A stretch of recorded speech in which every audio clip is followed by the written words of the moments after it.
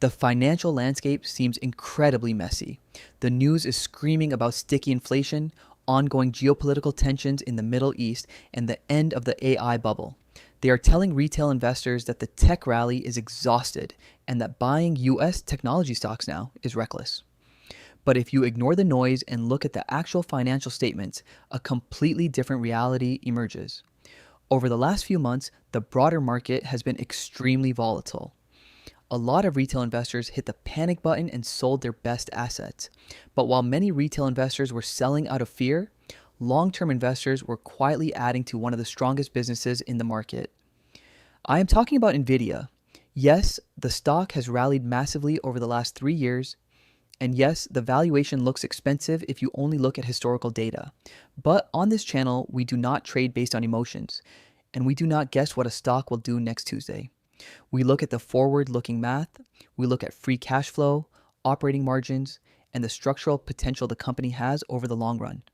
In this video, I'm going to break down the exact numbers behind Nvidia right now in May 2026.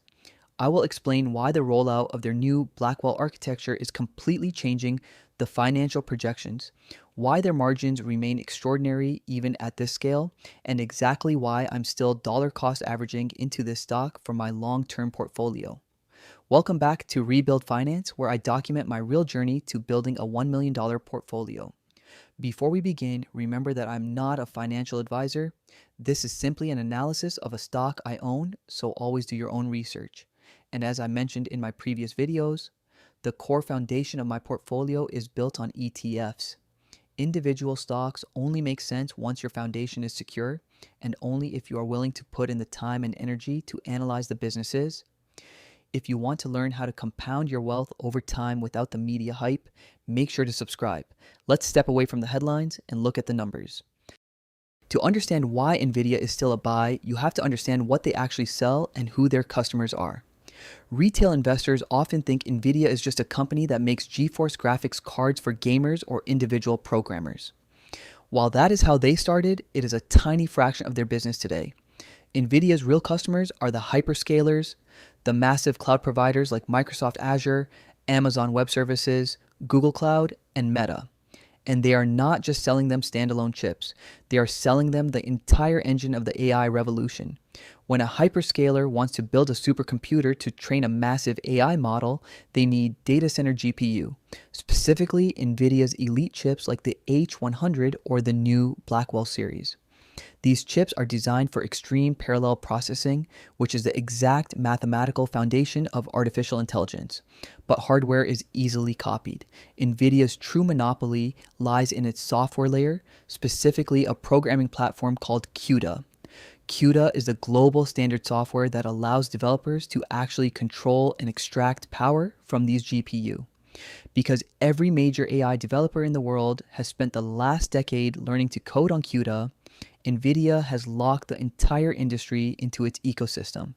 They do not just sell the engine, they own the only fuel that makes the engine run. We are currently in the middle of an absolute arms race for this infrastructure. These four hyperscalers alone, mentioned earlier, are committing hundreds of billions of dollars in capital expenditures. And here's the most important part. They are not buying this hardware because it is a fun experiment. They are buying it because AI is becoming the core of global enterprise software. If Microsoft or Google stops buying Nvidia data centers, they lose the AI war. It is an existential threat to their trillion-dollar business models. The market was terrified that this spending would slow down after the initial hype in 2024. But the data from early 2026 proves the exact opposite. The transition from pilot AI projects to massive, large-scale enterprise deployment is happening right now. And Nvidia remains the strongest player in delivering high-performance AI infrastructure at scale. Next, let's see how the products and the history of the company translate into numbers. Let's look at the company's actual revenues because the numbers are staggering. Just to clarify how their reporting works, Nvidia's fiscal year ends in January. This means their recently reported fiscal year 2026 numbers represent the actual cash they generated up until January of this year. In fiscal year 2024, before the AI boom really accelerated, they generated about $61 billion. Fast forward to their most recent report for fiscal year 2026, and that number has exploded to almost $216 billion. That is nearly a 4x multiple on their top line revenue in just 2 years. But revenue growth is only half of the story. The real reason I love this business as a long-term investor is the profitability and the technological moat. Right now, Nvidia is transitioning to their new generation of chips based on the Blackwell architecture. When a company scales its manufacturing this aggressively to launch a massive new hardware cycle, you usually expect their profit margins to compress. But Nvidia defies the laws of traditional hardware economics. In their fiscal 2026 report, they posted gross profit margins of roughly 71%, and their operating margins are projected to stay near an incredible 60%. That is not a hardware margin. That is a software monopoly margin. They can command these prices because they do not just sell a piece of silicon. They sell the entire ecosystem, including their proprietary QDI software and advanced networking infrastructure. When a data center builds its foundation on Nvidia, switching to a competitor like AMD becomes incredibly expensive and technologically painful. This gives Nvidia immense pricing power. Let's look at the forward revenue estimate. The consensus right now is that Nvidia will generate well over $300 billion in revenue for this current fiscal year. And this is where the forward outlook becomes even more interesting.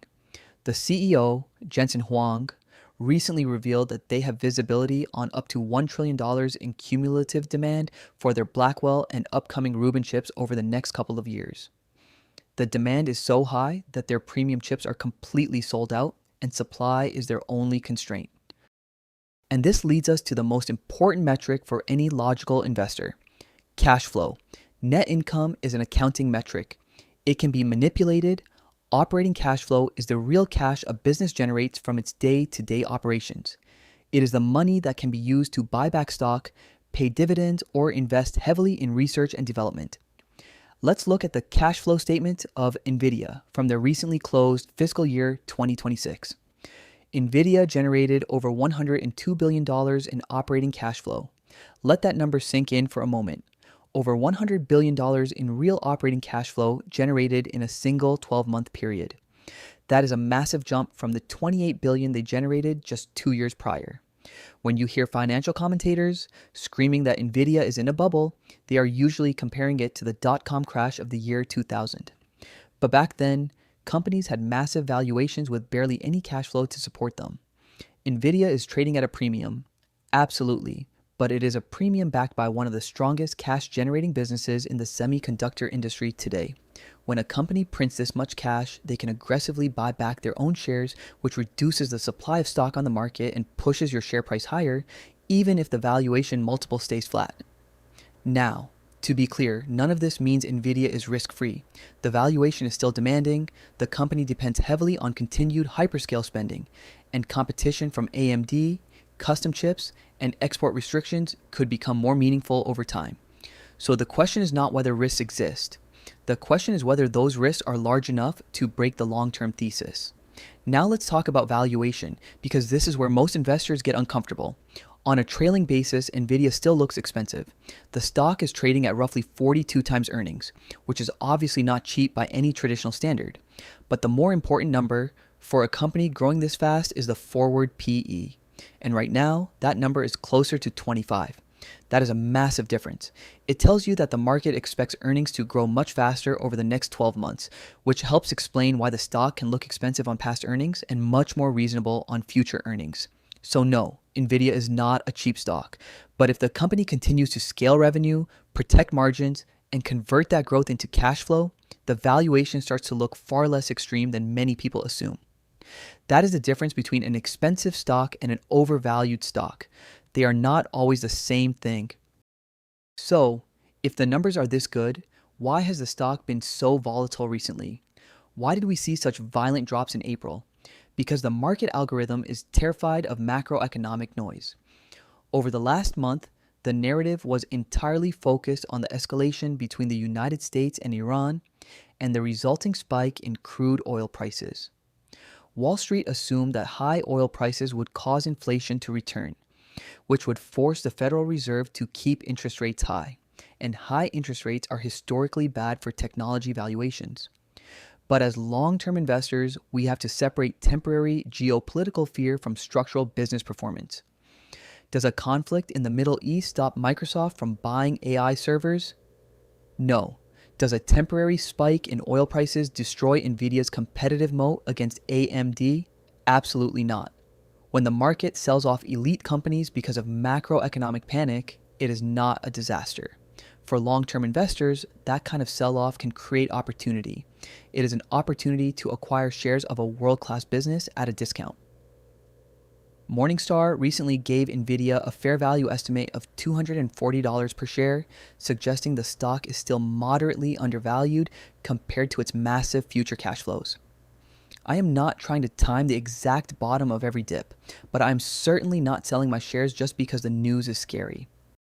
Investing is not about guessing the future, it is about finding companies that generate massive amounts of cash, possess a strong competitive moat, and buying them consistently over time. The people who panic sold Nvidia during the recent geopolitical whiplash paid a brutal tax for their fear. The investors who trusted the financial statements and ignored the noise are the ones who will ultimately win. Now, I want to hear from you. Are you still buying Nvidia at these prices, or do you prefer other stocks? Let me know in the comments down below. I read and respond to every single one. If you found this video helpful, please hit the like button. It really helps the YouTube algorithm push this video to more long-term investors. And if you want to see the exact ETF strategy I'm using to build the core foundation of my $1 million portfolio, make sure to click the video on your screen right now. Thanks for watching, and I will see you in the next one.